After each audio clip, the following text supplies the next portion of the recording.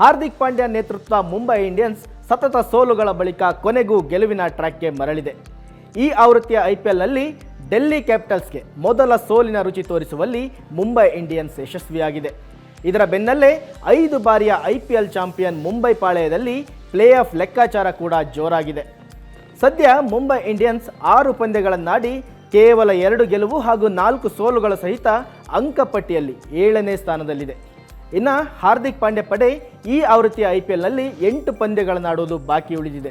ಈ 8 ಪಂದ್ಯಗಳ ಪೈಕಿ ಕನಿಷ್ಠ 6 ಪಂದ್ಯಗಳನ್ನು ಗೆದ್ದರೆ ಮುಂಬೈ ಅನಾಯಾಸವಾಗಿ ಪ್ಲೇ ಆಫ್ಗೇರಲಿದೆ.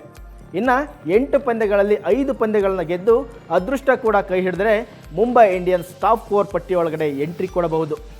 ಬಲಿಷ್ಠ ಡೆಲ್ಲಿ ಎದುರಿನ ಗೆಲುವು ಮುಂಬೈಗೆ ಹೊಸ ಹುರುಪನ್ನೇ ತಂದುಕೊಟ್ಟಿದೆ.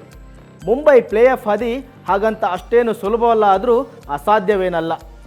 ಭರ್ಜರಿ ಕಂಬ್ಯಾಕ್ಗೆ ಹೆಸರುವಾಸಿಯಾಗಿರೋ ಮುಂಬೈ ಇಂಡಿಯನ್ಸ್ ಫಿನಿಕ್ಸ್ನಂತೆ ಎದ್ದು ಬರುತ್ತಾ?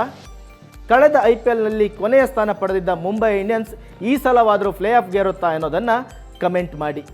IPL ಹಾಗೂ ಕ್ರೀಡಾ ಜಗತ್ತಿನ ಪ್ರತಿಕ್ಷಣದ ಸುದ್ದಿಗಳಿಗಾಗಿ ನಿರಂತರವಾಗಿ ಭೇಟಿ ಕೊಡಿ ಏಷ್ಯಾನೆಟ್ ಸುವರ್ಣ ನ್ಯೂಸ್.com.